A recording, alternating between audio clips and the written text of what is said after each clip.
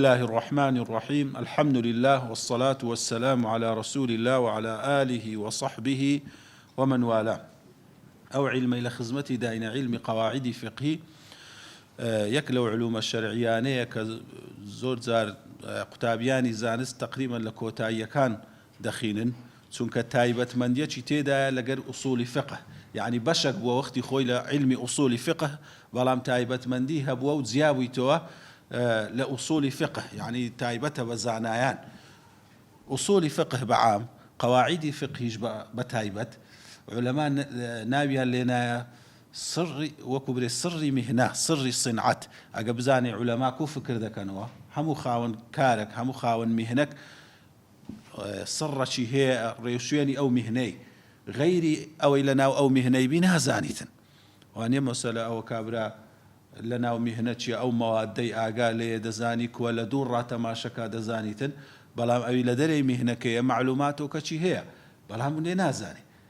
ئەمما عولەما کو ئەتوو ئەو کەسانەی ئاگاداری ئوسوڵ فقه نەبن، ئەو کەسانەی ئاگاداری قەواعیدی فقهی نەبن، بە وردی بەڕاستی لە قسەی عولەمایان تێناگەن. با کتاب و سنەی عینەن بدە بەردەستێ لێی تێناگە و چی عولەما لێی تێدەگاتن. کو کابرایەکی وەکو برێ ئەوانە ئیشی سەرافە پارەی بدە بەردەستی،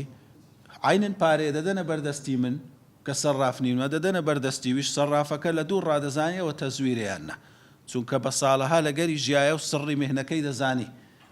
ئەمە ئەمە نازانین، عینەن تەشبیه نەبی ئەو کتاب و سنەی بدە دەستی کەسێکی کە ئەو علومانە نەزانیتن، علومی ئالە بە تایبەتی کە ئوسوڵ و قەواعیدی فقهیش دەگریتەوە و علومەکانی لوغەی، ئەوها لێی تێناگە و ناتانی بزانیتن. ئەوجا علومانە ئەگەر مقدمەکی کورت باز بکەین لە چێ علومی شەرعی لۆ پەیدا بوو، ئەسڵەن علومی شەرعی لۆ پەیدا بوو. لەبۆ ئەوەی ئەتوو تەئکید بیەوە شتێک ئەمری خوایە یان ئەمری پێغەمبەری عەلەیهی سڵات وەسەلام، حکمی شەرعی لێ وەردەگری، وە نییە دەرێ ئەوە نوێژە دەبی ئەنجامی بدەم، ئەوە دزیە نابی ئەنجامی بدەم، بە حەرام بە حەلال حکمی شەرعیم دەوێ ئەمن وەربگرم لە کتاب و سنە. لۆی تەئکید بینەوە لە حکمی شەرعی پێویستمان بە چییە؟ کابرایەک هات گوتی ئەوە شەریعەت دەرێ ئەو شتە حەرامە، ئەتوو تەئکید لە چ دەکەیەوە؟ لە چ دەتەوێت تەئکید کرد؟ دەلیل. کەواتە یەکەم شت من لدليل دليلكش لسه من حيث الورود، يكم شد آية راست أو الأخوة في غنبري الرا هاتية أو نصية قرآن همي متواترة شيء لأني هونيا لنا لكولينا ويناي، أما سنة لكولينا ويدري لو صحيح وضعيف علمي حديث ومصطلح أو أنا بيدابو كاتا جهتي يكم كامل لبي لي تأكيد بينور من حيث الورود. هل أون دليلك هنا وبس لا تسيدي كاش دبي تأكيد بينوا بله تيجيشتن أو بيد من حيث الدلالة، آية دلالتي أو آيتي أو حديثي فعلا أويك أو كابرا لي تيجيشتيا، يعني لو خوي ودري وشي لو خوشي دري كابرا لا الصرين يجي قلت ما حازي بيبيك وانا قلت له وتني أخوي قول فرمي قل هو الله أحد، أنا زاروي كابراش لشي بدليل ديني تو ودليل يلبو أوشتي. هر عين علماء بنوع شيء كتيجي اشتى دليل لو بيتسوانيوي لو يهم دم كابرا دليلي هنا أو آية أو حديثي للسلام مرزنية تسليم بين لبرو يمشينا أو معناه أو هانذاك أو ليه تيجي اشتى كاتب بقشتي من جهة الورود لهاتني دبي تأكيد بين، من جهة الدلالة لتيجيشنا كي دبي تأكيد بين. لو ورودكي سندان علم هي وكو علمي حديث مصطلح أوانا علمي جرح وتعديل بيدابوا لبو تيجيش نكشت سندان علمي دي علومي لغة، علومي أصول فقه، قواعد فقهي أو علومان دي هموي لو ريرا هاتية كبيويستا لبو تيجيشتن كواتيك لو علومانش علومي قواعد فقهية. قواعد فقهيش دەمانەوێت پێناسەی بکەین بزانین وەکو کەلیمەی جیا ئەو جەدوایە پێکەوە قەواعیدی فقهی. یەکەم جار وەکو قەواعید وشەی قەواعید لەگەر وشەی فقه، دوایە وەکو قەواعیدی فقهی پێناسەی دەکەین. قەواعید جەمعی چییە؟ قاعدة. قاعدة چییە؟ ئەساس و ئەسڵە کە ما يبنى عليه غيره، ئەو شتەیە قاعدة يان أساس يان أصل غير خوي لسروي بنياد دندري كذلك قاعدة أو بناي يعني أو ديوار أو بناية لسروي بنيات يعني أساسي أو بناي أو لزمان عربي واضحة أدي فقه بمعنى يتسده فهم بخوي فقه لقر فهم زياوزيشي وردي هي فقه دقة الفهمة يعني تيجيشتني ورت فقه دقة الفهمة ولا روي زماني عربي أدي لروي مصطلحي شرعي كذلك فقه معناه يتصير فقه كوبي ناس ذكره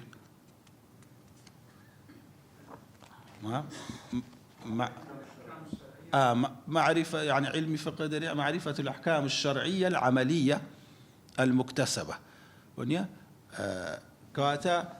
زانيارية درباري أو أحكام الشرعياني كمكتسبا بدز دهيندرين يان فرعينا أو هاش تعبير يعني كردية أو ها بيناسي كراية التي طريقها الاجتهاد يعني من أدلتها التفصيلية بابيناسك يوهاب كين معرفة الأحكام الشرعية العملية التي من أدلتها التفصيلية أو بيناسي فقه بيناسي مشهور فقه معرفة الأحكام الشرعية العملية من أدلتها التفصيلية أو زو بيناسي نازم لعلم كان دي لفقه هاتين السرية نمشينا هادنا السري ونيا لو دري معرفة الأحكام الشرعية لبيناسي دبي جامع ومانع بغير خوي ليبسي تدري كدري الأحكام الشرعية فقه بس باسي حكم الشرعية كان دكا باسي أحكام غير الشرعيناك سنوع حكم هي أحكام عقلي وكوسي يكو يك دكادو أحكام عادي كدكات تجريبي أم دزانم سبين ساعات أو عند بدقة روج هردي أو بس الزاني نو حكم شيء عقلية نشرعية أو حكم عادية بعادة صالانا روج ديارة كان جي هردي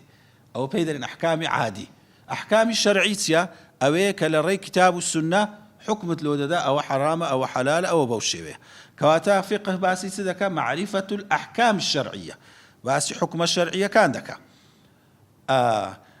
العملية حكم شرعي هيتمان باسي روجي دوائي دكا باسي ناسيني پروردگار دكا العقيدة أوانا دقريتو فقه نا ويناك دبي إلا عملي بي نك علمي سك أحكام الشرعي دبي عملي وعلمي علمي كان ويا بس أتو علم دزاني قيامتها زنديبون وهي أو دبي تصديقي بي خواي قورا تاكو تنهايا أوانا تصديقي دبي أما أقر بري نويج أنزام بدا أو عمله زكاة بك أو عمله فلانشت أنزام مدى أو عمله كاتباسي أحكام عملي دكا لأدلة تفصيلي خوي لو دليلاني كلو هاتيا نويج واجب كرايا وبوشوي كدليل كان هاتيا أو بيناسي قواعد بوبتني بيناسي فقه بوبتني أدي وكو علمك كبيك وناويان دي بيناسا كيتسيا القواعد الفقهية بيك وكناويان دي بيناسا كي تسيا أو علم هو العلم الذي يبحث فيه عن القضايا الفقهية الكلية أو علم قواعد فقهي أو علم كباسي قضية فقهية كلية كاندك باسي جزئيناك التي تنطبق على أغلب جزئياتها أو بيناسة مهمة علم قواعد فقهية العلم الذي يبحث عن القضايا الفقهية الكلية التي تنطبق على أغلب جزئياتها كواتا علمك باسي قضايا يعني حكم فقهية كلية كان دكا حكم فقهي كلي مثلا حكم فقهي كلي وكوتسي دري الأمور بمقاصدها إيش كان ببينية باسي يك إيشيناك ناري نويج ببينيتا ناري خوششتن بنيتا ناري زكاة بنيتا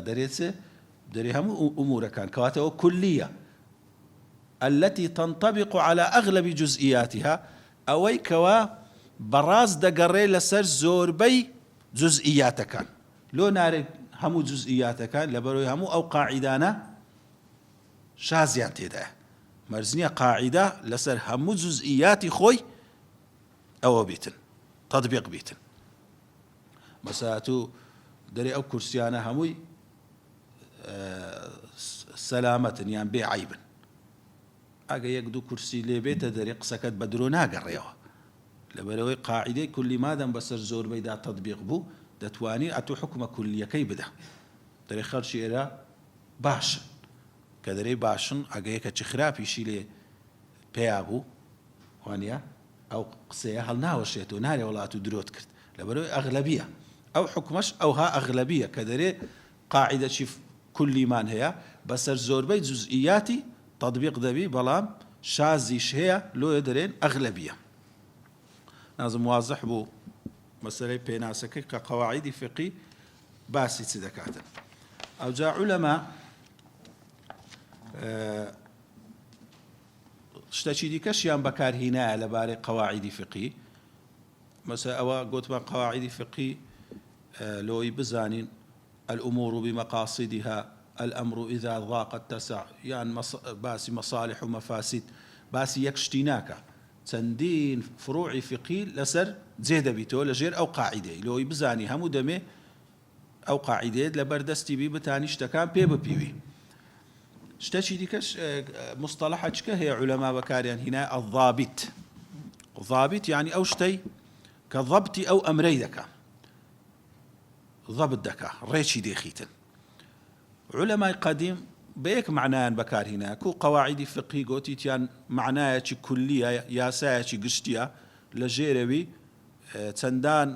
نمونە و چەندان فروعیات جێی دەبیتەوە، ضابطیشیان بەو معنای بەکارهێنا. بەس لە پاشان علەمایەکان زیاتر لێچیان کردینەوە، گوتیتیان یعنی لەسەرەوەی ئیستیقراری گرتیە کە جودایە ئێستا معنایان قاعیدە عامە تشمل أبوابا چەندان بابی دەگریتەوە. مثلا لۆ نمونە دەرەی الأمور بمقاصدها،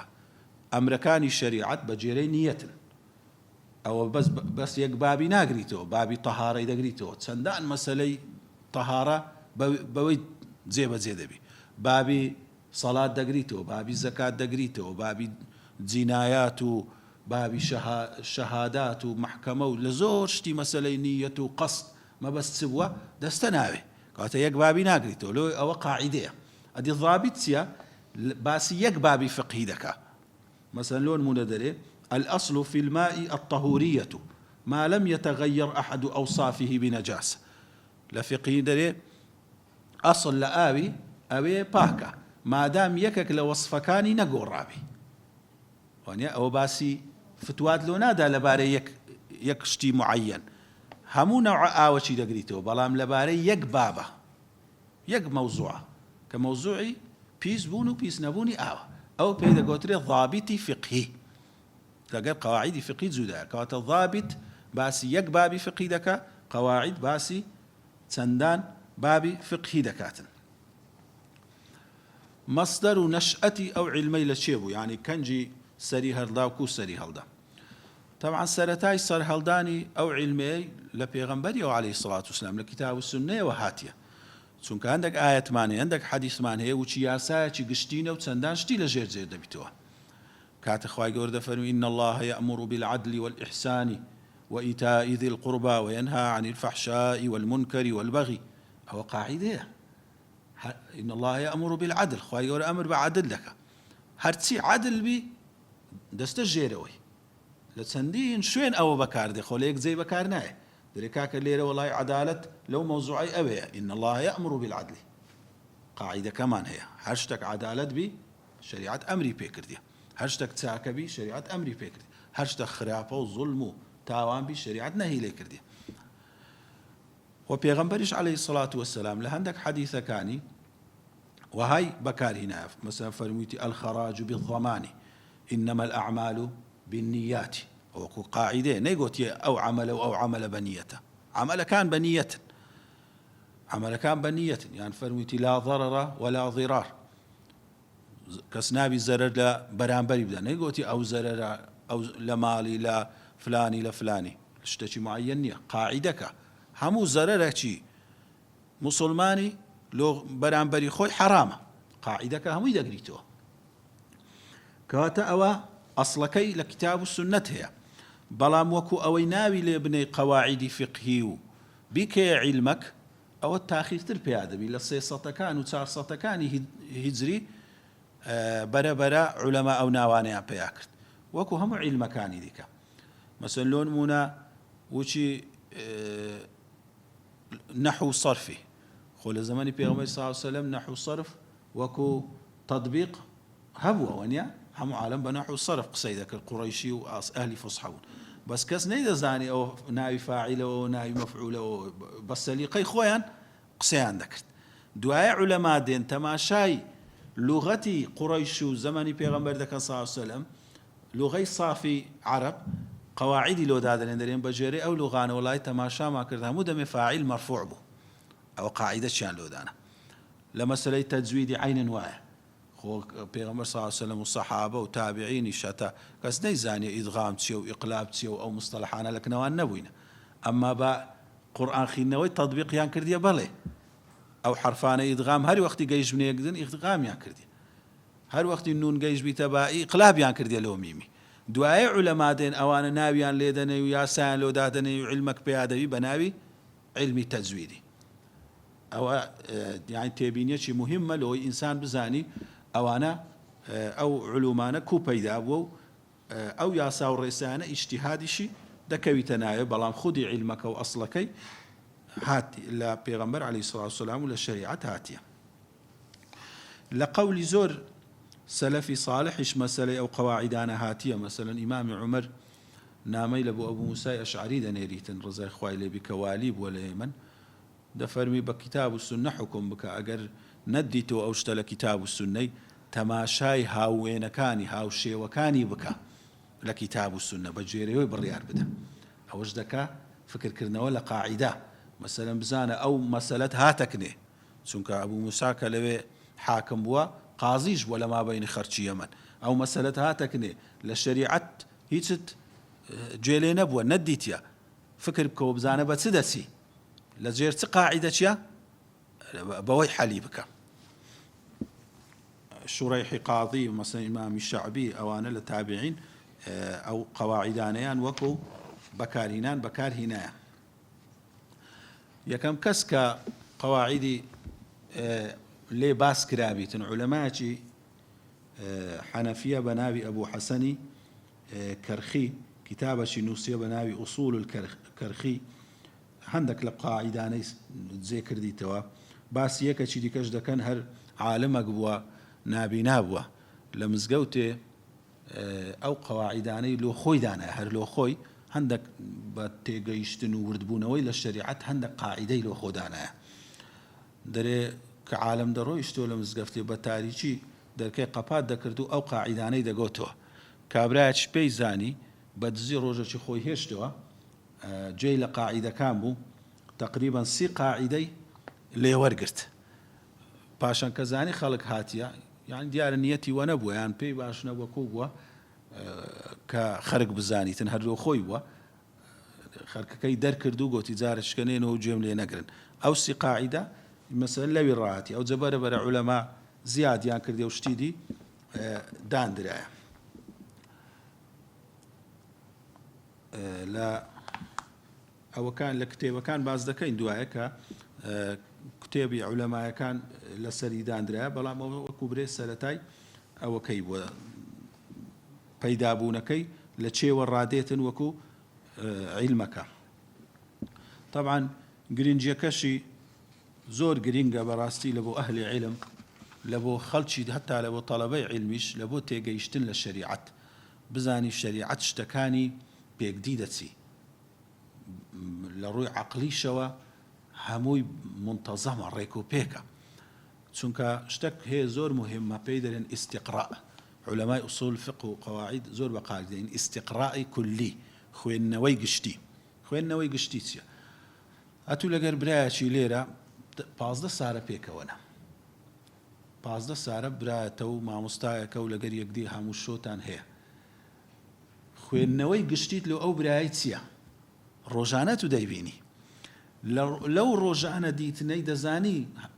تەبعەکی هەیە زۆر باشە هەندێک تەبعی هەیە زۆر خراپە هەندێک شتت لێوەرگرتیە ئەوە پێی دەڵێن خوێندنەوەی گشتی. جا ئەگەر کابرایەک بێتن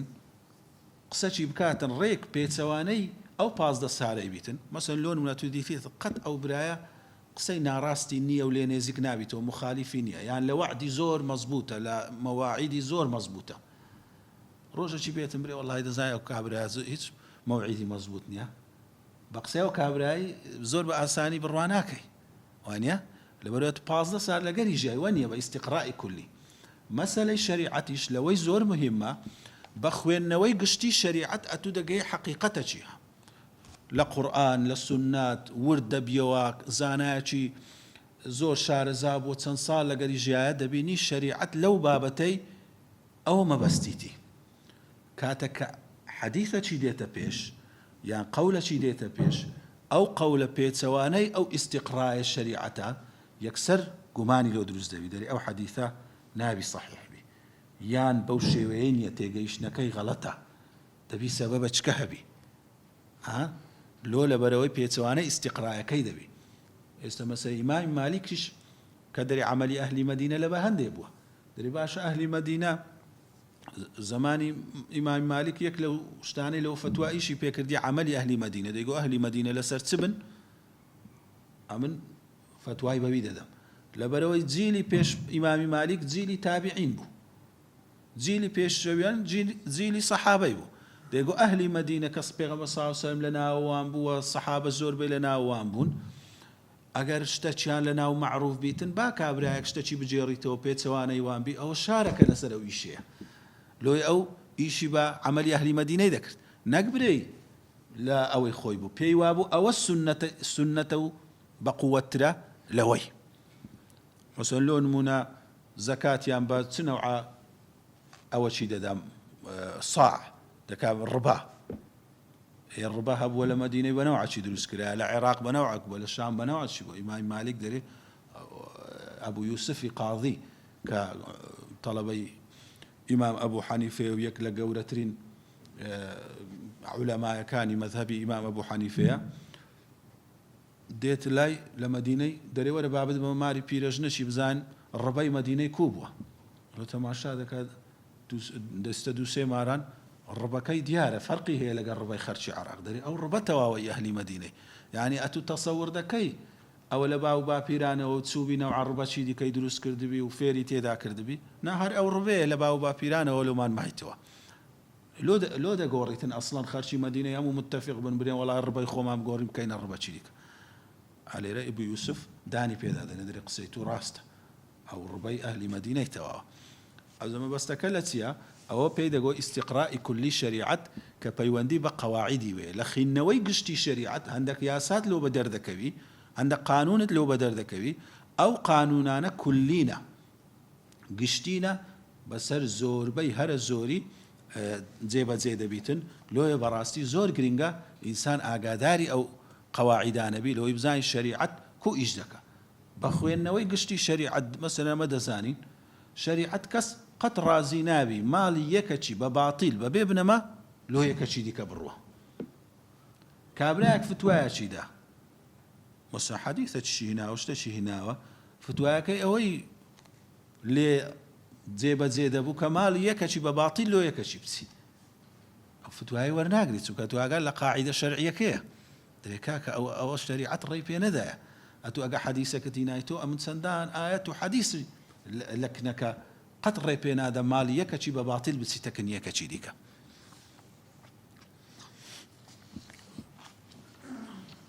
جۆرەکانی قەواعید چەند جۆرە قەواعیدمان هەیە، زۆر بە زۆر نەوە قەواعیدەکان ئەوە کراینە، بەس ئەوی ئەمە بزانین قەواعیدی کوبرا هەیە، پێی دەرێن قەواعیدی خەمسی کوبرا، 5 قاعیدە گەورەکە کە دوایە باسییان دەکەین، ئەوانە زۆر فراوانن،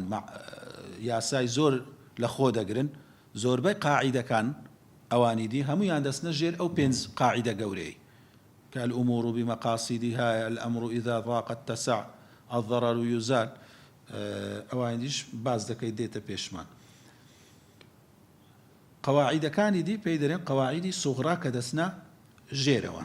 ئەوە وەکو جۆرەکانی قەواعید کە باس کرایە. زانایان ئەو شتانەی کە ئەو کتێبانەی دایان لەبارەی قەواعید ئاگادارەشی بین باشە. وەکو باسمان کرد یەکەم کتاب کە تقریبا لە ساڵی 340 هیجری دانرایە ئوسولی کەرخی هەندێک لە قاعیدەکان لەوێ جێی کردیتەوە. هەر حەنەفیەکان کتابێکی کەشیان هەیە تەئسیس النەظەر دەبوسی، یەکەچی دیکەش هەیە الأشباه والنظائر ابن نجيم حنفي أوش مشهورة. أو زاوش بزانين كقواعد فقهية علماء كان قديم بتناوك دريان بريا عندك بقواعد عندك الأشباه والنظائر، مثلا قال زي شديد عن علمي أشباه ونظائر سيا عينا أو قواعد فقهية. أشباه لشبه هاتيا هاو شوا، نظائرش لنظير هاتيا ويكتون أو حكم فقهية بويدتي لبروي قاعدة كيانيكا. أو زا علماء هي نابيان لنا الأشباه والنظائر تندان كتاب من هي يكلوانا كتابي أبي نجيمي حنفي بنابي الأشباه والنظائر عيني أو قواعد فقهية. أول حنفية كان لماليش كان كتابة كمان هي بنابي القواعد للمقري أو لصالح حفصة بنزا وهش وفاتي كرديا. كتابة شي كشمان هي ماليش كان زاروي ناوش كان لنايا الفروق جواز كان. أو إمام قرافي كتابة شي مشهور هي الفروق للقرافي أو أبيشهر أو قواعدانية كباسكرا بلام زياتر نمونة فقهية كان لقردين توبة وفتواشي لقر قواعد كان باسكردية. لمذهب إمام الشافعي أو كتاباني بناوبان قواعد الأحكام ومصالح الأنام، يعني في مصالح الأنام لإمام عز كري عبد السلام كبسلطان العلماء مشهورة. كتابة شيء زورنا يابا أو زي قواعد الصغرى، يعني كتابة شيء مختصرة، كتابة شيء قورية بناء قواعد أحكام ومصالح الأنام. أو هم قاعدة كان يجي رايته لو قاعدة كدر جلب المصالح مقدم على درء المفاسد، يعني مصلحة بدست هنان لبيشتري لبو درء مفاسد. در الشريعة هم هاتية لبو أوي مفسدة وخرابي لا بدا مصلحتي بدز بيني أو أوي همو بتفصيل ليك دداتو كوفة واي بيدا دريكو آيات حديثة كان لقري ريك دي خيتن بله بابا عكسه أو درء المفاسد أو هما مقدم على جلب المصالح. من لا هر لشافعي كتابي منثور من هي يزركشي يعني هندش بيدرين أشباه نظائر أشباه نظائر السيوطيش زور بناوبانغا ليرة لما كتبش هي أبيش هر لا الشافعي يعني لا حنبل يكانش قواعد ابن رجب من هي ابن رجب حنبلي كتابة شينوسيا بناوي القواعد أو كتابش كما ديخينين الشيخ عبد الرحمن بن ناصر السعدية ديار اللي بيستوسي 8 سال أو نظمي نوسيا بالشعر بشكل قواعد جرينجا كاني نوسيا تقريبا 5 قاعدة نوسيا دعاء لكوتايا كاني 8 شعر شيدي كي نوسيا دريشتري لوي بناوي القواعد البديعة النافعة أو ناوتشي أو هاي القواعد الجامعة والفروق والتقاسيم البديعة النافعة أول آخري 8 وبس أول السنتاي 8 ولا بيستو سي صالي استكابر ولا بيستو سي صالي درين زاري أتوار من دارخ ولو شتانا مدى ما شاء الله أو كتابه بالشعر كدائرة يشتيب نظم أزاد أسبع نظم كيدا كين أو عندي بيمان كده إن شاء الله. بسم الله الرحمن الرحيم. الحمد لله العلي الأرفق وجامع الأشياء والمفرق. طبعا الحمد لله واتهرتي سباس استعيشة شايستي خداه سبحانه وتعالى أو الفلامة زوري هي الفلامي الحمد بيدري الفلامي استحقاق يعني خواي قول سبحانه وتعالى مستحقي همو سباسو استعيشك كدري للاش أو لا ميتسويتا سرناوي الله لبو اختصاص يعني هرتي حمدة تايبته مختصة بچه با الله جل جلاله هر او شايستي سباس كردنا. العلي يعني أو خدايك هر برزة للصفات كاني هر برزة وكو خواهي قورد فرمي وهو العلي العظيم أو خداي سبحانه وتعالى برزة بمعنى هيت صفاتي نقصي لين زيك نابتوه أو زور برزة. الأرفقي أو خداي سبحانه وتعالى كوا زور نرمونيانا أرفق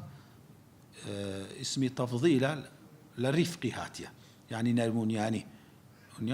إن الله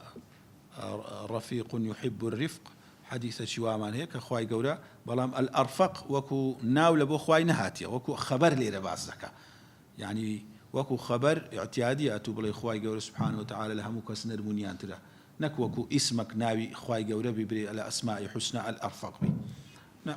وكو خبر هاتيا لهم كز نرمو نيانتر أو خداي سبحانه وتعالى برامبر بندكاني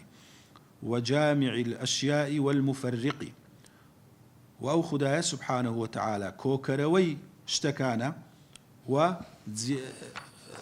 جیاواز کەریشی جیاوازیان دەکاتەوە بەمعنای چکە کۆیان دەکاتەوە دەبینی ئەو ئینسانەی دەمرێنی تندوایە هەمویان کۆ دەکاتەوە دووبارە لە ژیان و چەندان لە مەخلوقات هەیە کە دەیان ژیانی لەسەر ئەو زەویە کۆیان دەکاتەوە پاشان بە مردن تەفریقیان پێ دەکات و جیاوازیان دەکاتەوە ئەوە لە دەسەڵاتی خوای گەورە سوبحانە وتعالە کە هەموو شتێکی کۆ دەکا و مەبەستیشی بیتی لێکیان جیاواز دەکاتەوە دەبینی عائیلەی پیا و ژنێک دەگەنە یەکدی ئەو جارە منداڵیان لێ پیا دەبی متەفەریق بوون کۆ بوونەوە سەیەکدی پاش چەندان ساڵی دی ئەو جە بەرەبەرە داک دەمری باب دەمری منداڵەکان بەولەوەلای لێکدی پەر دەبنەوە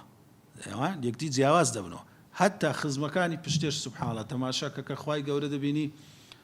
وەدەکا ئێستا ئەوە ئەتوو لەسەر دەزانی برات چێ ئامۆزات چێ ئەوانە بە خۆمان دەرێ خزم ئەو جارە لەگەر خێزانی خۆت کە پێک دەینی منداڵی تو هەر بە ئامۆزا و برای خۆی ڕادەگات ئاگای لێ نابی ئامۆزای باپیری چێ بووە ئەوانە لێک جیا دەبنەوە نەوع خزمایەتیە چکە دروست دەبیتن ئەلێرەکە بەو سیفەتە و وەکو برێ بەو خەبەرەش باسی خوای گەورە دەکات سوبحانەه وتعالە وەکو برێی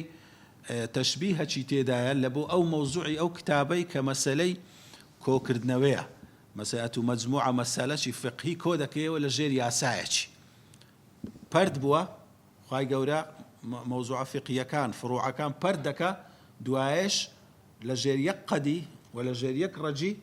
کۆیان دەکاتەوە کە بریتە لە قەواعیدە فقهیەکان ئەو زەو عادەتی عولەمایان بووە کە هەر لە الحەمد لله والصلاة والسلام يعني مقدمەی خوتبەکەیان بەو نەوعەی سوپاسی خوای گەورەیان کردیە کە وەکو برێ ئاماژەیەکیشی تێدا لەو مەوزوعی ئەو کتابەی کە ئەوان نووسیتیان ئەوە لە بەلاغەتە ذی النعم الواسعة الغزيرة ئەو خودایی کە خاوەن نیعمەتەکانە ئەو نیعمەتانەی کە فراوانن کە هەموو شتێکی گرتیتە خۆ دەفەرمی وەڕەحمەتی وەسعت كل شيء وانیا هەموو شتێک دەگریتە خۆی نیعمەتانی خوای گەورە الغزيرة واسع يعني فراوانە غەزیر يعني چییە زۆرە بەس بەبەستی چێ چڕ ئادەرێ بارانەکی غەزیر باری يعني باران جاروەیە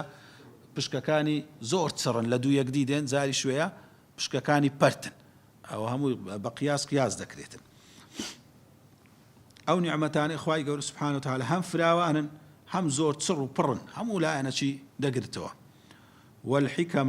والحكم الباهرة الكثيرة أو خداي سبحانه وتعالى كخاون حكمتي باهر هرشتك كإنساني وكبري نادير بي سري بسر بيتن أو بيدا قوتري باهر وبمعنى واسع شاتية فراوان كاتا حكمتكان إخواي قورا أو اندا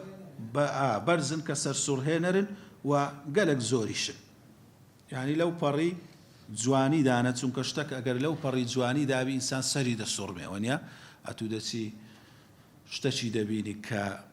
هاوشێوەی وەی نەبی لە جوانی لە ڕێکی ئەوە دەرێت چیە دەرێەوە دەگمەنە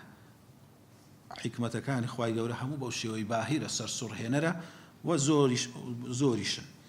ثم الصلاة مع سلام دائم أو زا باشا أولا خطبة دي كاتو دس بيدك إن الحمد لله أما بعده هي يعني ثم أما بعده يعني باشا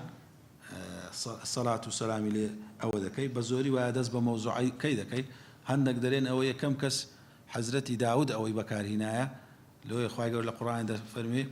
وآتيناه الحكمة وفصل الخطاب ليكرنوي خطبي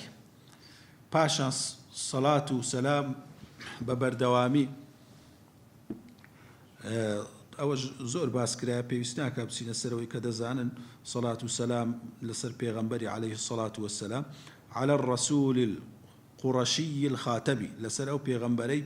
كقريشي كوتاي بيغمبران عليه الصلاة والسلام وآله وصحبه الأبرار ولسر آل بيغمبر عليه الصلاة والسلام آل يعني خانواده بكردي خانواده يعني كسكر خانواده وكسكر لهم زمان كان وايا بجويري بكارهينان بكارده يعني زاروية من درين كسكاري من ما بستم بيب تنهاك من دالو خيزانو كسنزيك نزيك كان ما زاروية درين كسكارم ما بستم بيه همو خزمة كان بآمو زايا كانو بخالو بمامو بهمو اوانو هر بيدا قوتري كسكار زاروية نا هرسي لقرا من لفكريك بي بالبشتي من بي لا أز عشيرت بي قوم بي هر كسي بجري فكري خوي چه لقروي يك بي وبالبشتي خوي بزاني بيدا قوتري كسكاري منها أو خانوادي منها أو بو معناهاش بكارتي إنزا لا قرآن ولا سنة بيغمبرش عليه الصلاة والسلام آل بو معنانا بكار هاتية آل زاروي بكار هاتية بمعناه چي زور تايبت كما بستي بي إمام علي وفاطمة وحسن وحسين الرزاي خوان ليبي زاري شوية بكار هاتية بزوري بمعناها چي فراوانتر ما بستي بي خانوادي بيغمبر صلى الله عليه وسلم كخيزان كان شي دقريتوا ويرد فرمي إنما يريد الله ليذهب عنكم الرجس أهل البيت باسي چيا باسي خيزان كان بيغمبر صلى الله عليه وسلم وأنا أهل بيت زاري شوية لا حديث بيغمبر صلى الله عليه وسلم آلي بيغمبر عليه الصلاة والسلام بمعنى همو أو خزماني بيغمبر كصدقيان ليه ممنوعة كالزكاة نابي بدري الصدقيان نابي بدري كشينا آل عباس آل عقيل آل علي يعني هرسي لرسلت شوى نبي أو أنا همويان ممنوع الزكاة يا مدريتي والصدقة يا مدريتي زاري شوية معناه قشتي كي بكاردي آل بهمو كسا دا قوتري كبال پشتو سرخري بيغمبري بي عليه الصلاة والسلام باوري بيبيني أبيك أتو للصلوات دري اللهم صل على محمد وعلى آل محمد كما صليت على إبراهيم وعلى آل إبراهيم وما بستي ونية بس لبو آلي ما بستي كسانة شي تايبت بليرة ما بستي قشتي همو أواني أتباعي بيغمبرين عليه الصلاة والسلام لبن هندي للصلوات كان لنصي صلوات كان بيغمبرين عليه الصلاة والسلام قد مسألة أصحاب نهات يبري اللهم صل على محمد وعلى آله وصحبه ودواء لدجي شيعان أو بيابو چونکە شیعە کە دەرێن ئال مەبەستیان پێ بەس مانایە تایبەتەکەیە نەک سەحابە و هەرچی موسڵمانە بگریتەوە بەڵام لە ئەسڵی حەدیثەکە مانای پێ هەمووانە لۆی ئەگەر ئەتوو بە نیەتی خۆت بری اللهم صل على محمد وعلى آل محمد تەواو هەمووی دەگریتەوە ئەگەر لە دژی شیعانیش نەک لە ناو نوێژێ تەوقیفیە بەس لە دەرەی نوێژێ سەحبیەکەی برەی باشترە لەوەی شیعەکەیفیان پێنێ و نەزان ئەتوو پێ مەبەستە تایبەتەکەیە وآله وصحبه الأبرار ها أوليش أو صحبك لو زياد كردية بنات ساري طبعا يسامل خطبك باسي إمامي خطبة كان قديم بتايبة يستا إمام كان مرك هم يعني ويبكارنين ونيا حسن وحسين وإمامي أبو بكر 10 مبشروا والذين بايعوا النبي تحت الشجرة ولا زماني صلاح الدين أيوبي أو خطبة تعميم كرت قشتان دي لدجي شيعي لبروي أوان زور بربلا بون وفاطمة كانوا أوانا كأوانا دبيله هم خطبة شي باز بكريتن لولاتي كأما رزاي خواي لبو أو صحابانا حمود نيرين وآله وصحبه الأبرار أو صحاباني كوا أهل بر تاكبوينا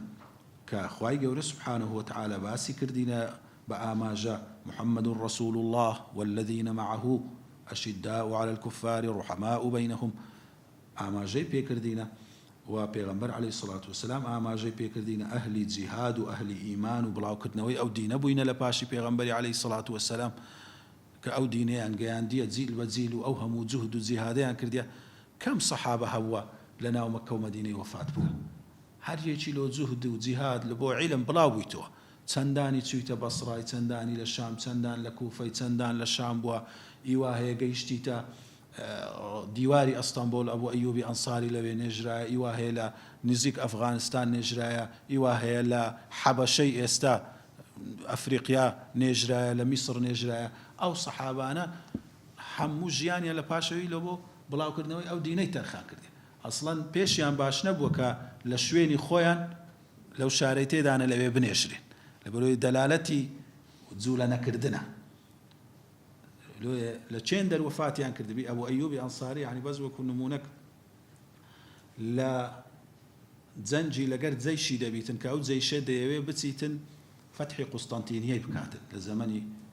معاویە ڕەزای خوای لێبیتن، دەرێ نەخۆش دەکەویتن، دەرێتە جەیشەکەی ئەگەر مردم دوورترین جێ ئەم گۆ گەیشتنێ لەوێ بمنێژ. فعلەن دوورترین جێ کە دەگاتێ دیواری ئەستەمبۆلی ئەو کاتی بووە کە قوستەنتینی بووە، دیوار هەبووە، دیوارەکان زۆر پتە بووینە بە سەدەها ساڵ هەر وڵاتێک ویزبیتی ئەو دیوارانەی پێ نەڕوخایە تا دوایە زەمانی محەممەد فاتحی بە فێڵەکی ئەو دیوارانە دەڕوخێنی، چونکە پایتەختی مەسیحیەتی عالەمی لەوێن دەربووە. دیوارەکان زۆر محکەم بووە، لایە شیشی بەحر بووە. لە پێشی ئەو دیوارە ئەبوو ئەیوب دەنێژرێتن، یعنی لە لای دیوی دەرەی ئاخر جێ کە ئەوان دەگەنێ هەتا دوایە جەیشی موسڵمانان دەگەڕێتەوە قەبری ئەبوو ئەیوبی ئەنساری، هەر ئەوە دەکرێت تێک دەدرێ، شوێنەواری بزر دەبی. دوایە ئەو قسەی کە لە تاریخ هەیە بەخەون هەندێک عولەما لە زەمانی سەرەتای عوسمانیە محەممەد فاتح و ئەوانە شوێنی قەبری ئەبوو ئەیوبی ئەنساری دەبینەوە. ئەزم بەسمان لەوەیە کە ئەو سەحابانە چیان کردیە لە بۆ ئەو دینی خوای سبحانه وتعالى. هەر ئەو ئەیوبە لە جەنجی بەدرەوە هەموو جەنگەکان لەگە پێغەمبەری صلی الله علیه وسلم بەشدار بووە، هەتا سەردەمی خولەفای ڕاشیدین لە زەمانی معاویە ڕەزای خوای لێ بکە یەزیدی کوڕی دەکاتە بەرپرسی جەیش، بەینەچی چەند ماوەچی دەگەڕێتەوە لە مارێدا دەنیشی، لەبەرەوە یەزید هەندێک شتی هەبووە کە ناڕێک و فیسق و ئەوانەی تێدا هەبووە، دەرێن سەحابەی وچیت و ئەو هەبەوتەمەنە و بەو مەکانەتەی کو لەژێر ئەوەی یەزیدی دەڕوە، دەرێ پاشماوەی دەرێ باشەم چیشم پێدا یەزید چ دەکا و چ ناکە مابەینی خۆی و خوای، یعنی مەسەڵەن ئەگەر عەرەقی دەخوایان ئەگەر شتێکی دەکاتن ئەو تۆمەتانەی لەسەرە، خۆ ئەوەی لۆی دەچم جیهادە وا دەچی جەیشی بەڕێ دەکات لەگە کافران شەڕی دەکات. نیەت چەند مهمە، مادام ئەو ئیشەکی خێرە ئەمن لەوەی لەگەری دەسم فعلەن لەگەری دەست بە جەنجی دەکاتەوە تا لەوێ شەهید دەبیت. الحائزی مراتب الفخار، ئەوانەی ئەو ئەصحابانەی کە بەدەستهێنەری ئەو پەڕی پلەی فەخر و شانازی بوونە کە ناویان لەگەر پێغەمبەری عەلەیهی الصەلاة وەسەلام دێتن و لەگەر پێغەمبەری عەلەیهی الصەلاة وەسەلام ئەهل و زیندی دەکرێنەوە. وصلى الله على نبينا محمد وعلى آله وصحبه وسلم.